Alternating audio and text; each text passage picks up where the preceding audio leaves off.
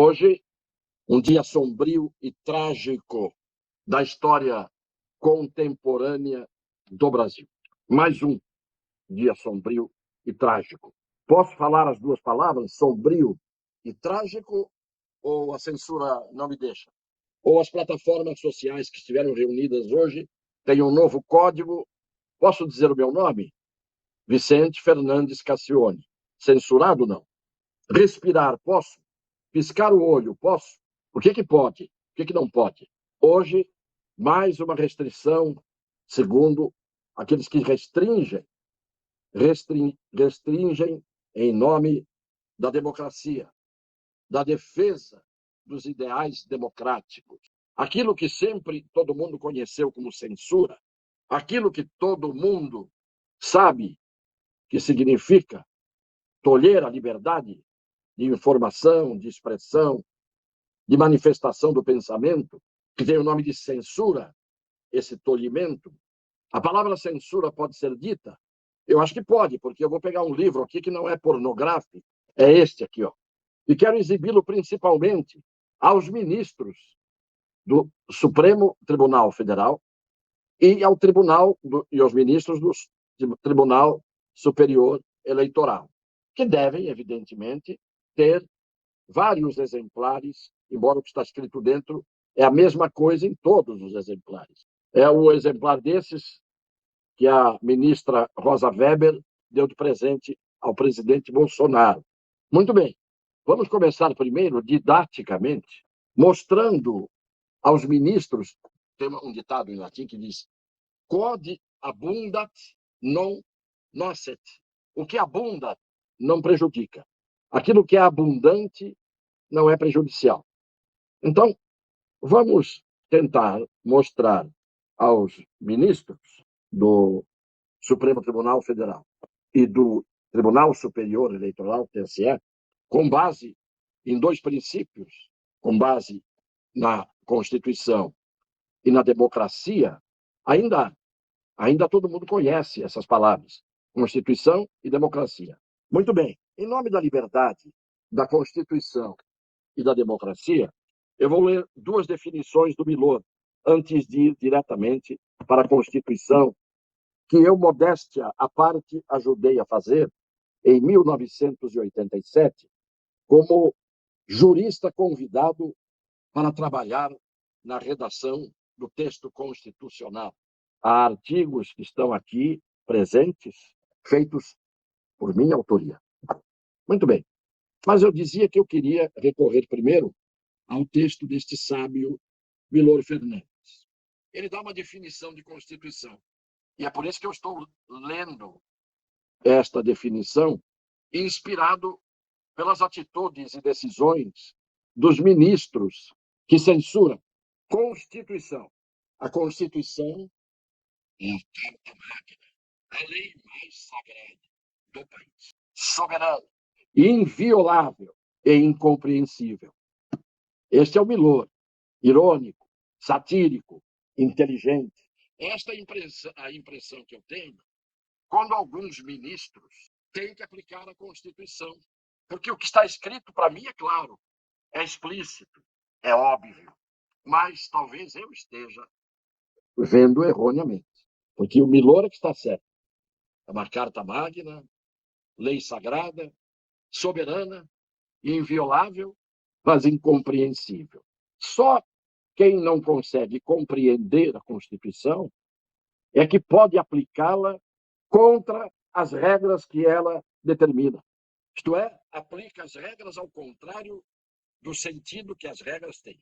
Então, começamos a entender por que alguns ministros não aplicam a Constituição. Não é porque eles querem passar por cima da Constituição, atropelar a Constituição. Não. É porque ela é incompreensível, como disse o sábio Milor Fernandes. E dentro da democracia, como eles não compreendem a Constituição, que é incompreensível, embora os meus netos consigam lê-la e entender o que ela diz, nós temos uma definição de democracia. A democracia, eu estou falando dentro de um regime democrático. A democracia é um poder inviolável indivisível e inadmissível. Viva Milor Fernandes. A Constituição é incompreensível. E a democracia é inadmissível. Por isso que eu digo todos os dias aqui, a democracia, no seu significado, é isso que nós temos? Nós vivemos numa democracia? É isso? É essa a democracia? Os conceitos, quando quisermos tê-los, têm que ser procurados, não nos livros de direito, não na Constituição. Os conceitos têm que ser vistos no livro A Bíblia do Caos, de Milor Fernandes. Já viram melhor definição de Constituição do que a dele? Com base na realidade atual? Já viram melhor definição de democracia do que a dele? Com base na demonocracia atual? Neste livreco, que quando eu estudei direito e ensinei direito por 40 anos, era um livro sagrado. Depois, em 87, ela ficou pronta em 88, eu a ajudei-a em sair à luz, ajudei a fazer a Constituição. E ali dentro, no dia a dia, a gente quase um ano fazendo a Constituição, cada princípio, cada conceito era muito bem meditado, muito bem pensado, porque isto era para durar muito tempo, para ser aplicado, o que está aqui dentro, e defendido. E aplicado por quem e defendido por quem? Pelo Poder Judiciário. Hoje, censuraram, ontem, a Jovem Pan. Censura decretada por Benedito Gonçalves e acompanhado pelos colegas, 4-3, mais uma vez, a decisão do TSE. Não se pode falar ex-presidiário, não se pode falar descondenado, não se pode falar ladrão, não se pode falar corrupto, não se pode falar chefe de organização criminosa. Bom, se é isso que não se pode falar, eu pergunto, se ao invés de falar ex-presidiário, pode-se dizer ex-encarcerado, ex-prisioneiro, ex-presidiário não pode. Se uma pessoa foi corrompida, eu posso chamar o corruptor de corruptor, que não está proibido. Está proibido corrupto. Agora, corruptor não está. Corruptor, eu posso falar? Se alguém disser membro de organização criminosa, tirando o cargo de chefia, pode? Por aí veja que nem o censor sabe dizer direito o que ele quer censurar, mas é difícil. Para quem muitas vezes passa por cima de uma Constituição, às vezes a cabeça do censor não é boa. Então a censura vem. Proibidos. Nem jornalista, nem comentarista, nem ninguém pode usar isto. Censuraram o Poder Paralelo, que fez um documentário sob o título Quem Mandou Matar Bolsonaro. O documentário estava programado para estrear futuramente, aqui agora, nessa próxima semana. Censuraram, não pode mostrar o documentário. Isto é, o TSE, ao invés de ficar no seu lugar, proíbe, censura, não permite a exibição do documentário. Agora, o título é Quem Mandou Matar Bolsonaro. Não pode exibir o documentário. Mas não haveria um tribunal que tinha que estar muito mais assanhado para saber quem mandou matar Bolsonaro? Porque eu não vi nenhum esforço, nenhuma preocupação exacerbada até, no sentido de vamos ver, vamos investigar até o fim. Não adianta achar o executor da facada. Vamos ver se tem mandante. Não. O documentário, mesmo que não diga quem é o mandante, não pode ser exibido. Só depois da eleição. Só que eu não vou terminar sem perguntar por que não pode dizer ladrão e nem descondenado, mas pode dizer genocida. É assim que a vocação autoritária se manifesta. Mas o que também acho gravíssimo? Com a censura da Jovem Pan, houve uma manifestação hoje da TV Gazeta de solidariedade num texto duro contra a censura que está sendo feita no Brasil, que é uma forma já esboçada de ditadura, e nós estamos dizendo isso há muito tempo. Agora eu pergunto, a ABERT, Associação Brasileira de Rádio e Televisão, se manifestou? Manifestou-se. A Associação Brasileira de Rádio e Televisão, a ABERT, fez uma manifestação. condenando a censura sofrida pela Jovem Pan e por seus jornalistas. O próprio Emílio, do programa Pânico, está há 40 anos trabalhando na Jovem Pan. Hoje diz que é a primeira vez na vida que ele sofre censura. Agora é que eu termino com o mais grave, com a covardia dos covardes, dos pulhas, dos trêmulos. Cadê a manifestação da OAB? E eu tenho vergonha de ser inscrito na OAB. Desde 1965. Fui presidente da Comissão de Direitos Humanos. Fui membro da Comissão de Prerrogativas. Advogo desde 1965. Onde está a OAB?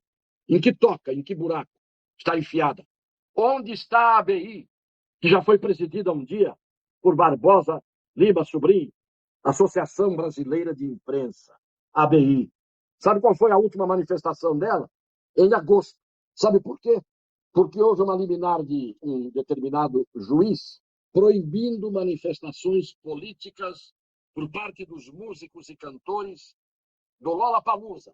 Aí a ABI entrou protestando contra a proibição das manifestações políticas de Pablo Vittar e companhia. Então, o que é que vale e o que é que não vale? O que é que pode e o que não pode? O que é que causa repúdio e o que não causa repúdio? Entenderam, caríssimos seguidores? Claro que entenderam. Entendem sempre. Quem parece não entender é a Associação Brasileira de Imprensa, ABI, cuja memória está enterrada pelos dirigentes de hoje. A FENAGE, intrépida FENAGE, quando interessa, dependendo do jornalista que é censurado ou é que é agredido, a FENAGE sai da toca, Federação Nacional dos Jornalistas. A Associação Nacional de Jornais, também, dependendo de quem sofre o gravame, a violência, a agressão, sai da toca quando interessa. Menos mal que a Abert se manifestou. Mas cada veículo de comunicação tinha o dever hoje de fazer o que fez a TV Gazeta, que falou abertamente em solidariedade à Jovem Pan. E eu quero manifestar aqui a minha solidariedade como jornalista aos meus colegas jornalistas da Jovem Pan, pela mordaça que lhes foi imposta de forma absurda. Só que essa mordaça, daqui a pouco, estende-se ao mapa do Brasil. Estamos vislumbrando algo muito grave. Há eleições marcadas para o segundo turno. Estão designadas. Tenho o direito, eu hoje, de não ter certeza se essas eleições estarão livres, ocorrerão de forma absolutamente dentro do respeito da Constituição e das leis, e se os eleitores de boa fé, de bom caráter, de boa índole, verdadeiros democratas, não dessa democracia inadmissível definida por Milor. É isso que nós temos aqui. Uma democracia inadmissível, uma Constituição incompreensível. Mais uma vez, falei, procurando ser justo, crítico, um crítico implacável, ao torto que eu não admito nos meus 80 anos de vida, mais de 60 dedicados a aprender o direito e do pouco que aprendi, a ensinar por 40 anos o pouco que eu aprendi. Hoje, não tive a pretensão de ensinar os ministros, porque eles sabem de tudo o que eu falei. E se não aplicam esse direito, é porque não querem. Um grande abraço e peço que compartilhem o mesmo no coração das pessoas de boa fé.